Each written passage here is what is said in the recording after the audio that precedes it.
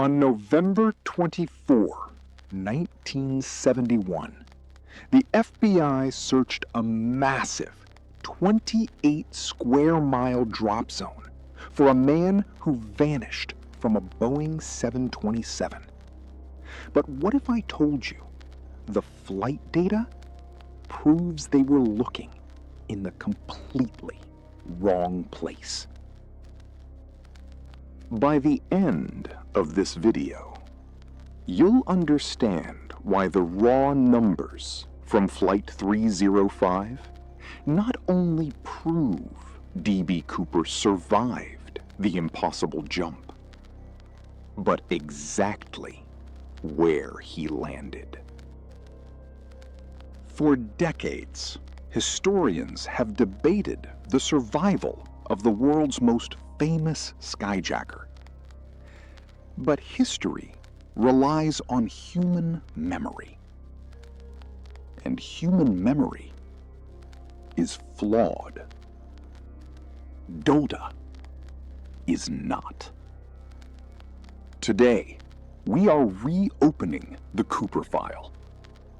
Not with witness statements, but with wind speed vectors, topographical overlays, and Boeing flight logs. Let's look at the numbers. The official story states Cooper jumped at exactly 8:13 p.m. The pilots noted a pressure bump in the cabin. But when we run the archival flight data through modern analytics, a glaring anomaly appears. The plane's speed and altitude fluctuations suggest the aft stairs fully deployed 2 minutes later, at 8:15 p.m. 2 minutes at 200 miles per hour means he was miles away from the FBI's target zone. Historians argue the freezing 200-mile-per-hour winds would have killed him. Let's debate that with physics. When we map the weather radar data from that exact night, we see a massive storm cell. But a man falling at terminal velocity doesn't drift the way a balloon does. The math shows his military-grade parachute canopy, assuming it opened below the cloud line, would have given him a stabilized descent vector. He wasn't fighting the storm. The data suggests he rode underneath it. In 1980, $5,800 of Cooper's ransom was found buried on Tina Bar.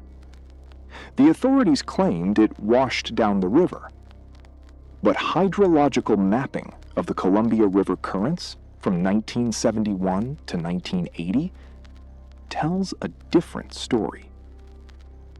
The decomposition rate of the rubber bands holding the cash, compared against the water temperature data, indicates the money wasn't in the water for 9 years. It was buried there intentionally, years after the jump. So, if he jumped at 8:15 p.m., rode under the storm cell, and buried the money later, where did he land? When we cross-reference the corrected flight path with the topographical map of the Pacific Northwest and the wind vectors, the data eliminates the 28-square-mile FBI search grid entirely. The numbers point to a highly specific 3-square-mile radius near the Washougal River, a zone the police never searched. The FBI missed this because they trusted human assumptions over raw numbers. The corrected 8:15 p.m. jump time, combined with the atmospheric data, shifts the entire narrative. D.B. Cooper didn't vanish into the impossible wilderness. He landed exactly where the math says he did, in a 3-square-mile blind spot that gave him the perfect escape route. Do you think the data proves he survived? Or is the missing money the only clue we'll ever have? Let me know your theory in the comments below. And if you are ready to see how data solves a $1 billion art theft, hit subscribe. The authorities closed the case. But the data never closes.